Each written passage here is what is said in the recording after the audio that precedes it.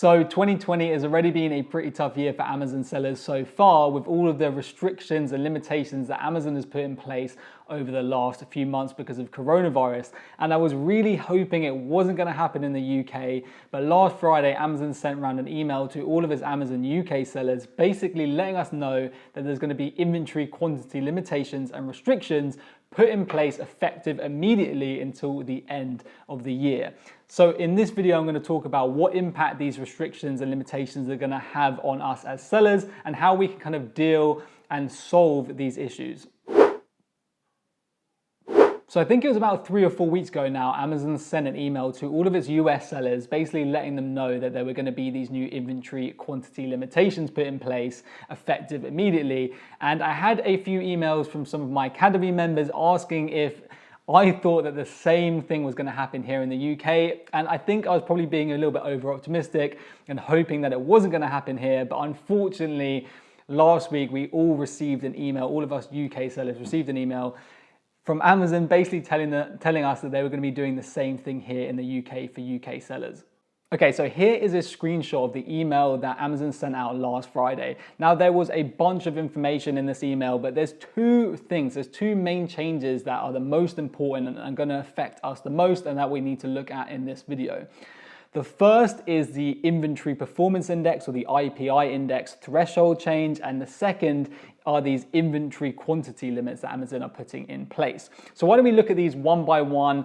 We'll talk about how they're going to impact us as sellers, and then we'll look at some possible solutions to them both. So the first thing we need to talk about is this Inventory Performance Index threshold change. So if you haven't come across your inventory performance index before, it looks something like this.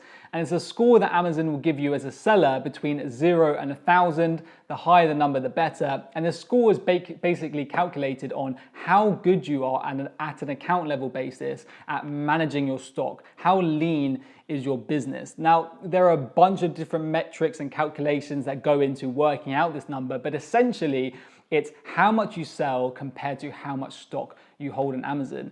If you hardly sell any units, but you're holding a ton of stock on Amazon, you're basically clogging up Amazon's fulfillment centers with really slow moving stock, and you're gonna get a low IPI.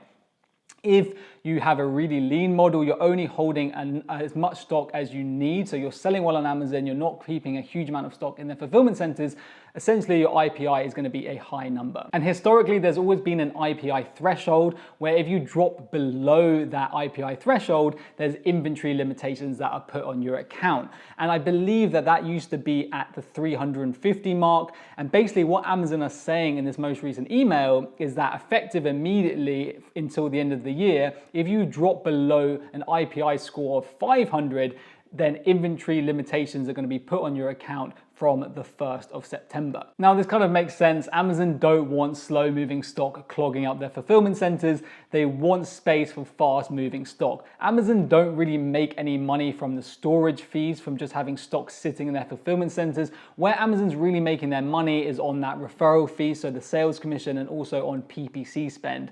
So basically the higher turnover of stock in their fulfillment centers, the more money is Amazon making. So I do understand why they've put this threshold in place. And for most of us sellers, this is not going to be a problem. However, if your IPI score is below 500, you really want to make sure that you get your IPI score above that 500 mark before the 1st of September. Otherwise, Amazon is going to put in inventory restrictions on your account, and you may not be able to send any stock in to Amazon. So if you don't know what your IPI score is yet, I'll show you exactly how you can find that out. So once you're logged into Seller Central, what you want to do is come over to Inventory, then click Inventory Planning. Then you want to come over to Performance. Then you'll be able to see your IPI score. So if your Inventory Performance Index is above 500, you're doing everything right, continue with what you're doing and you're not going to have any problems. However, if your IPI score is below 500, then let's look at some possible solutions to increase that IPI score. So the first thing you can do is to reduce excess inventory. So let's say that you sell 3 or 4 products. However, one ASIN sells particularly badly, is particularly slow moving, but you hold quite a lot of stock of that ASIN. What you might want to consider doing is creating a removal order. And essentially what a removal order is that you ask Amazon to send that stock back to you. So you can either get it sent to a third-party logistics company, or you can just get it sent to your home address. Now, normally Amazon charge around 25 pence per unit. I believe if the units are under a kilo, if they're over a kilo, I think it's 40 pence per unit. But obviously this is something that Amazon want people to do at the moment, because in that email that they sent out, they said that they were going to be doing a free removals promotion. So from the 24th of July onwards, that 25 pence or 40 pence per item removal order fee is going to be removed, and it's going to be completely free to create a removal order. They haven't set a cut-off date, but I assume it'll probably be the 1st of September, because that's the cut-off date for getting your IPI score above 500. So obviously, you know, this might not be something that you want to do, because the issue with this is what the hell do you do with that stock when it arrives at your house?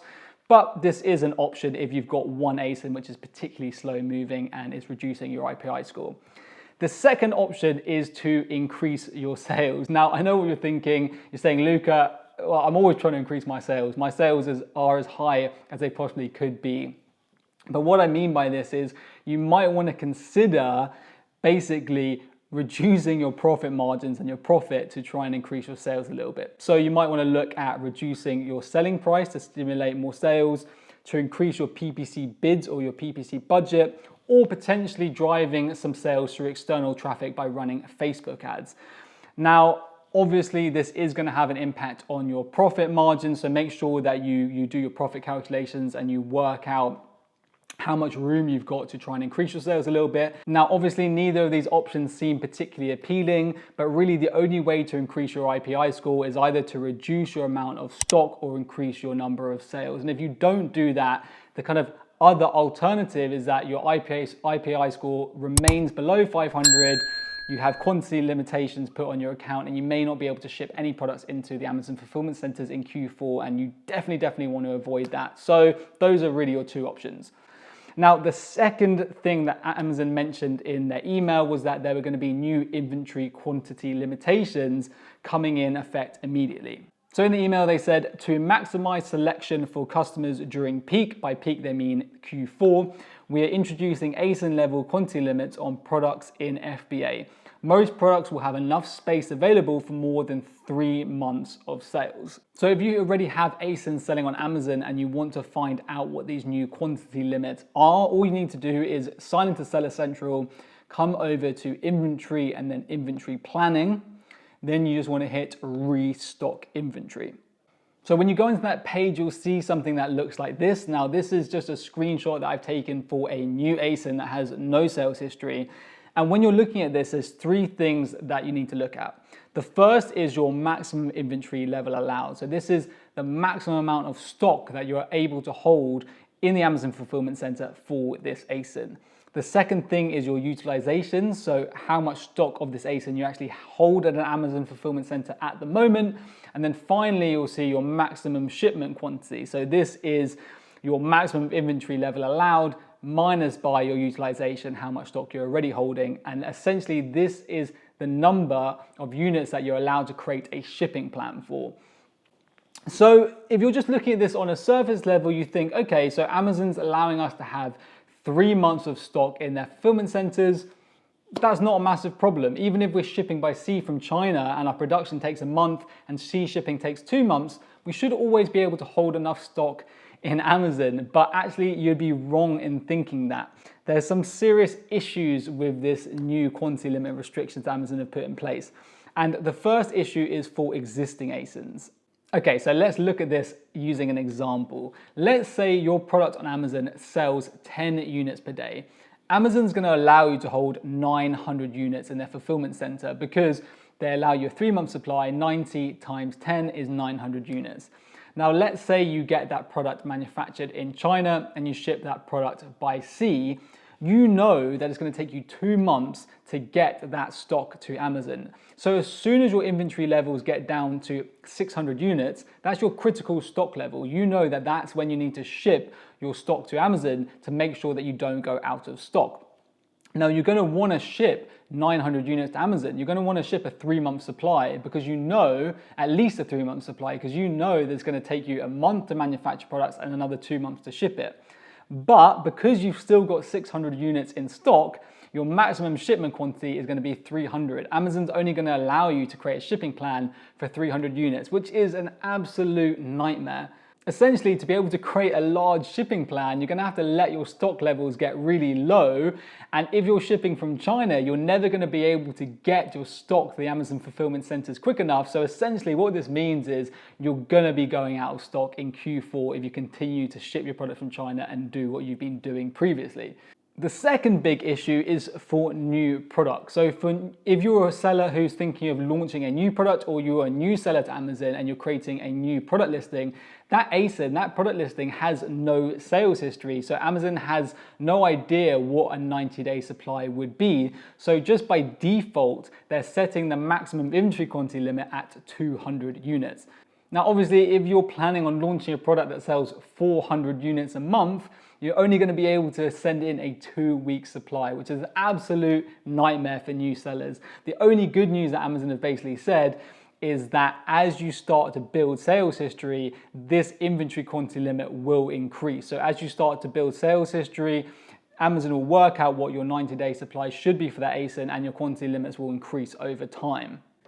Okay, so what are actually some solutions to getting around these new Amazon inventory quantity limits?